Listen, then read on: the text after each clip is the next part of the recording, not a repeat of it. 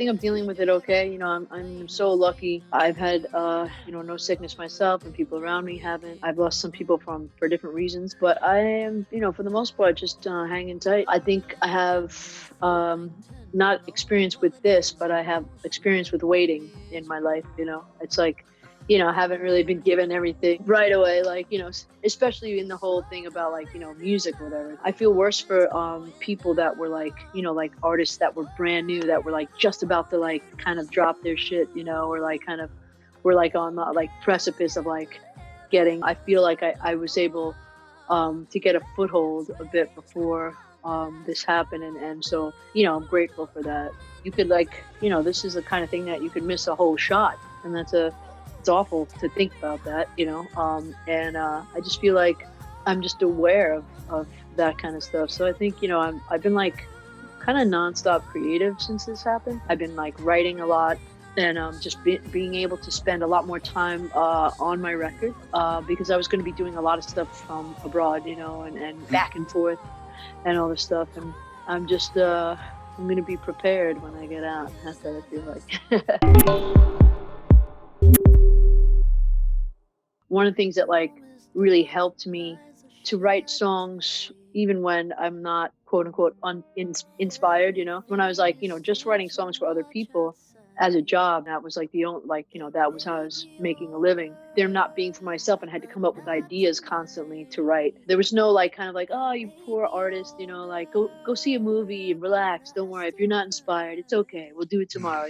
When you're a writer, they're like, you better have a song done by then today because we need songs, and they didn't really care. And it wasn't like, and if you were like coming out of sessions with no song done, you weren't like going to be that sought after as a songwriter. So I feel like I got very used to just like writing through. Maybe it wasn't like a great song every time, but like, just other things, just like keep output felt like that was the way to get to other songs. Sometimes a song, I could see songs, I've said this stuff before in interviews, but I could see songs that are stepping stones to other bigger songs. I was just on the road a lot, so I would kind of like have my producer come out or whatever, or like, my producer, another, co-writer or something like that, come out and meet me on the road. We did some of this record in Greece as well. I had a week in between shows, and it wasn't really like gonna be hours effective if I went all the way home and all the way back. So I stayed in Greece and got all this great shit. And then I was like, like I really feel inspired when I'm in different areas. And I knew this already. We'd written like When We're High in Paris on like one day off in the middle of a tour. And I just kept seeing evidence that I liked being in different environments. So I went to Cabo in Mexico for like, I don't know, like 10 days or something like that. And the El Gonzo Hotel. The studio was super dope, but it was like down under the bar in the basement, and really cool. We went there a couple of times, but we basically set up our studio in the room upstairs in one of the big rooms, and I don't know, we banged out like literally like 8 songs. I don't know if all of them will make it, but I think this was the 3rd song we wrote. I know it just felt special like right away, but they all are feeling rather special, but I think this one just felt like, I don't know, it just felt like a good first song. Darren's the creative director right now. Again, he did Heart to Mouth with me, and I feel really comfortable with him. He did like, the Girls Go Wild video and stuff, and I just felt really like I wanted to kind of, I feel like when I have success with somebody, or like I feel like I did, or I felt good about it, I like to try it again, see where we're going, And he just got like, he was great to get this video done at this time, especially, not only from his talent, but like the fact that it was one of the, I wouldn't say the first, because I don't know who else did it, but it was like, it was a few weeks ago and nobody was making videos really, and it wasn't a great time to be hiring people and to have to deal with like the distancing and everything. So we did it all in one afternoon, and I'm in this beautiful landscape, and then there's like 20 people around me with masks. It's like, it was very surreal. It wasn't like because I mean, even without masks, it's weird to be like, kind of acting, and you're alone on the prairie.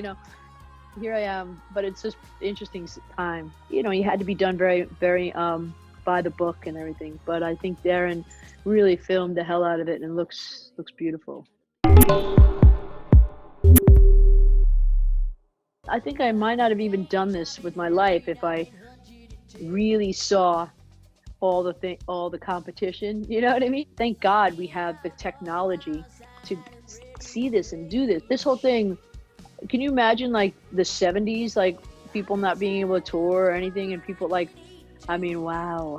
This is before videos and everything. You know, people would be like, "Are they alive? I hope they're alive." They'd be like scanning Rolling Stone to see if, you know, fucking Robert Plant was still alive. You know, I was like, fuck. It's pretty crazy that I can go on Instagram Live and like literally pick fans to talk to and be like, "Yo, what's that?"